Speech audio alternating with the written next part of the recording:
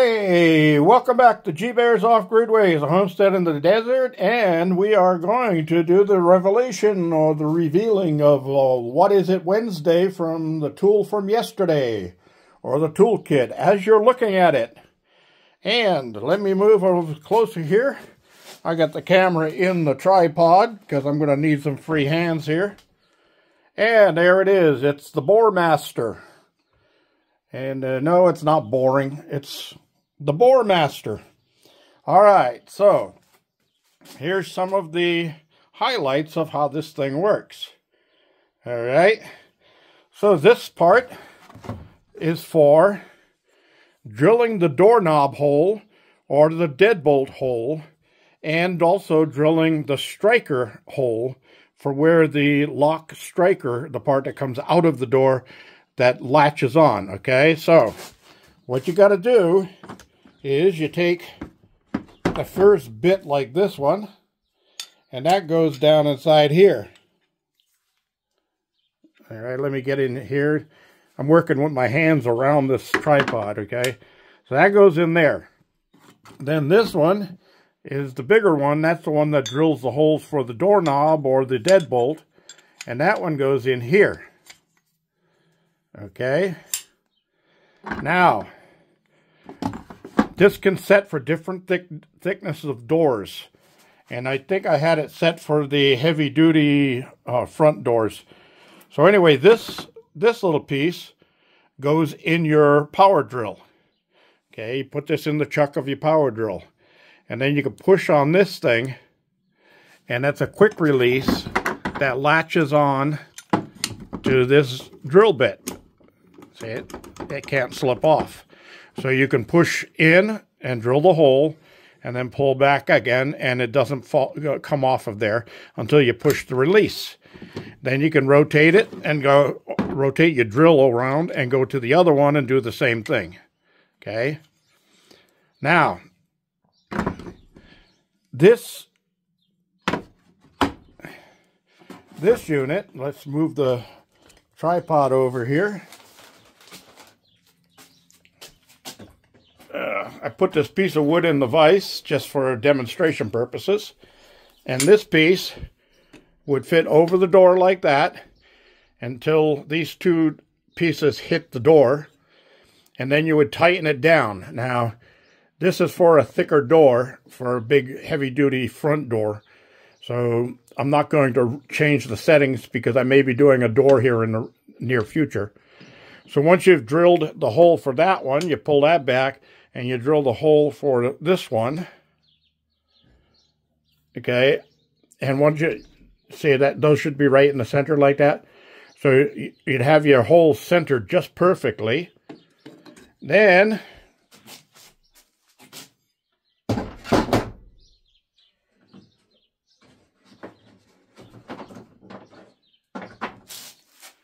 once you got the hole drilled here, you put this piece in this way with the point facing the door jamb.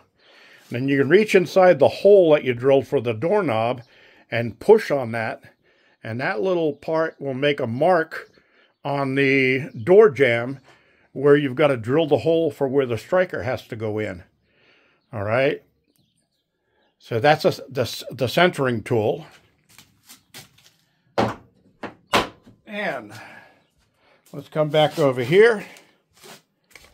And these items and these items, the wood items here, those are for setting or routering the strikers and the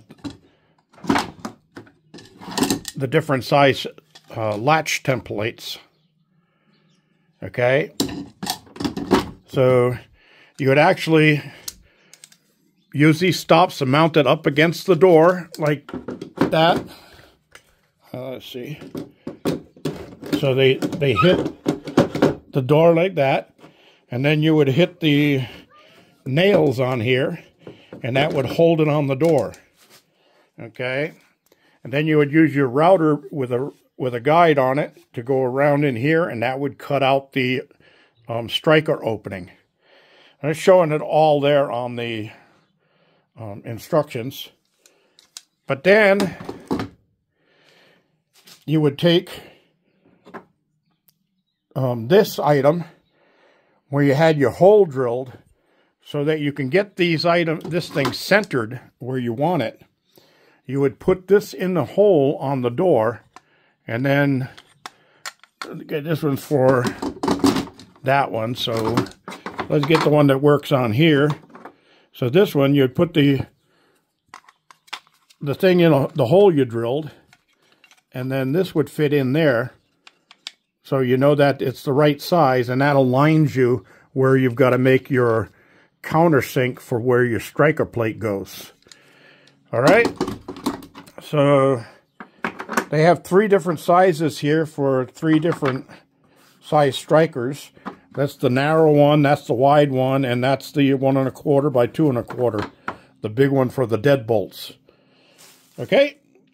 So lastly, after you've used those and these templates and you've cut the opening on there, they'll have rounded corners on the countersink area.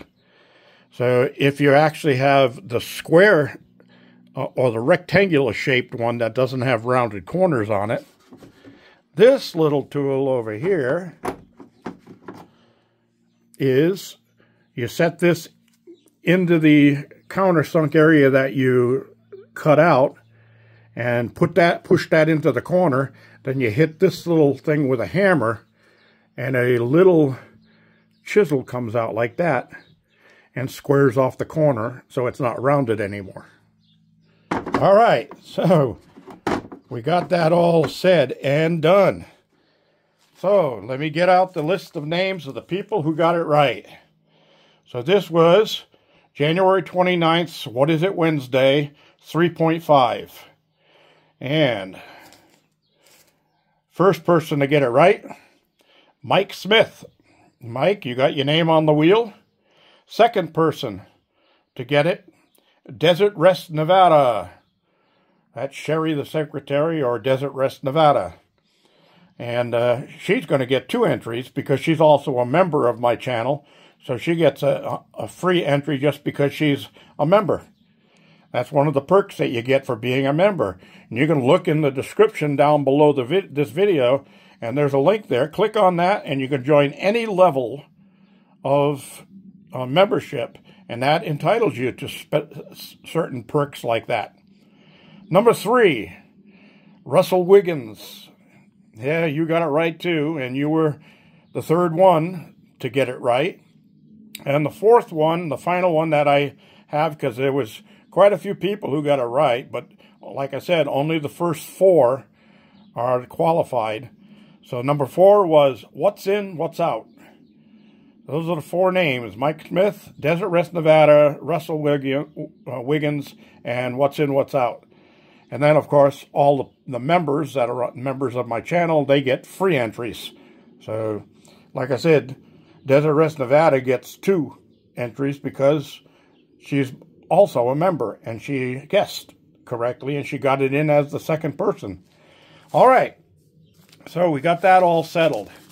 Now, I got to cover a question I got from Tony and Leanne from Doing Redneck Things Off Grid. He sent me a little picture of a tool. I guess he's changing a faucet under the sink, and he says, with my engineering knowledge, I should be able to make a tool like the little sketch he made for changing faucets. And I said, oh, they already have that stuff. So I promised I would show that in today's video.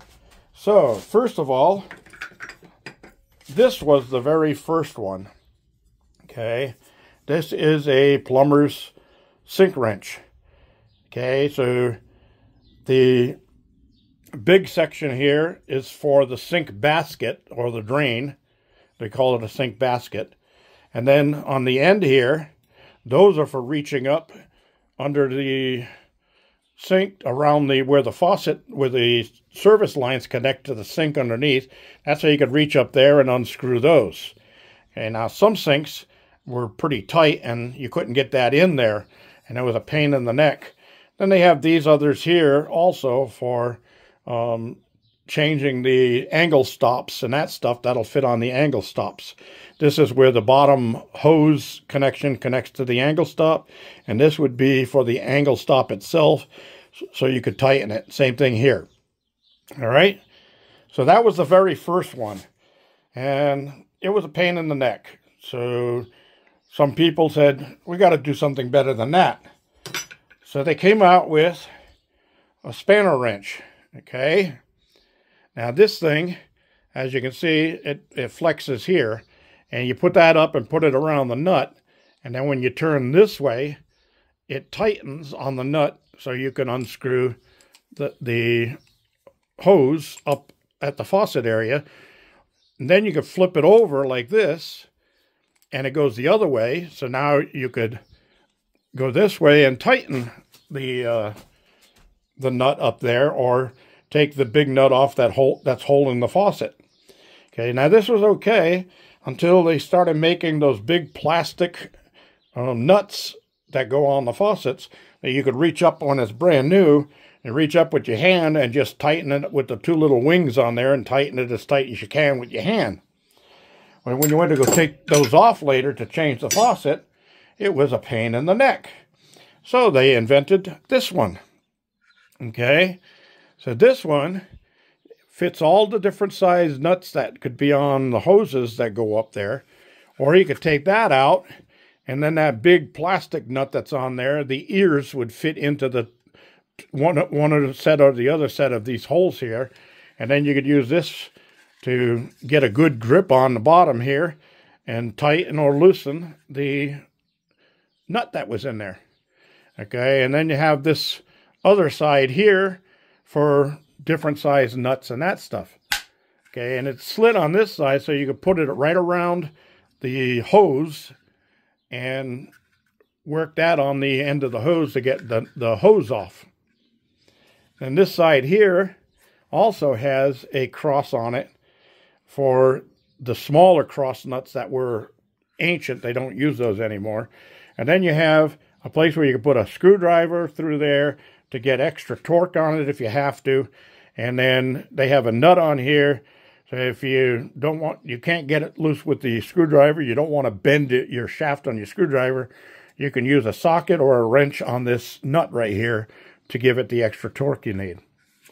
So those are the plumbing tools that I mentioned to you, Tony. And I hope that helps you out.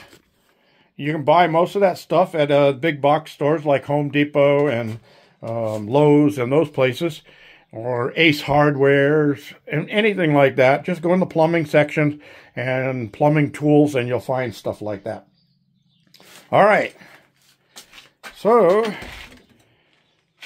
that pretty much covers it for today. Now my stupid phone company called again, or actually emailed me and said, there's a problem with your claim, call us again. So I've been doing this since Monday, okay? And every day they say it's going to be 24 hours before we can settle this. So we'll contact you in 24 hours. And every 24 hours, I get another notice in the email that says, call us. And I call them, and I have to go through the whole rigmarole of entering all my information again to finally get to an operator. And then she says, what are you calling for? I'm calling because you told me to call, you freaking idiots. Oh my God, this is driving me up a wall. I pay my insurance on that every month when I pay my phone bill. And then, like clockwork, they're getting my money. And then when it comes time to stake a claim, they have all kinds of excuses to put it off. Oh, my word. And it wasn't always like that. When they first started that with the phone insurance, I'd put a claim in, and the next day the phone was there in the mailbox. Or the guy was knocking on my door from UPS and saying, hey, got your phone here. You know, come on. What's all this crap about? So anyway, I transferred all of the water down from the totes that were up there, the barrels that are around the four corners, and I filled up 2 totes complete there. The first 2 by the door going into the garden house. So that gives me 275 and 275, or 550 gallons of water for watering my garden until the next rain. And since it's been cool and damp with the humidity, the garden doesn't need watering that often. I also today got in there, and let's take a walk down and I'll show you what else I did down there. And while I'm walking, maybe I should tell you a joke, huh? Do I have a joke? Okay. There was 4 guys in a boat, and they each had a cigarette. And then they started checking their pockets, and nobody had any matches. So what did they do? They threw one of the cigarettes overboard, and that made the boat a cigarette lighter. No, I got you on that one, huh? All right, everybody. So let's head inside here. And what did I do? Well, I finished my prunings. My grapevine is all pruned back, all ready to go. Actually, I probably should take this branch off. I don't need that Y on there, and that one right there, I cut it off before it's changing direction. It'll just keep growing out when it's time. And then I got over there and I pruned some more on that apple pear tree. And then I came in here and I pruned back the pear tree there, which is on a quince tree. And I've got some apples added to that, some Bartlett pear and some different apples grafted onto it. So it's getting ready to do its spring sprouting here pretty soon. And of course the cold got to all of my citrus trees, but they'll bounce back. It's pretty warm in here right now, so they'll bounce back now that the spring temps are here, and let's hope they stay, because I'm really itching to get the garden going. So I'll let it sit a little while longer, and then I'll get my rototiller in here and rototill this all in one more time, and it'll be ready for planting. Now I did take some old packs of seeds just for the heck of it, and I dumped parsley and basil and one other over there, oregano. I just dumped them in there just to see if any of the seeds take. And they're really old seeds. They're like from 2016. So they've been around for a while. Let's see if any of them come up, right? All right, everybody. That's all I have for today. I want to thank you all for joining me. This is G Bear saying, hey, questions and comments below. Don't forget to become a member. And don't forget to subscribe. This is G Bear signing off.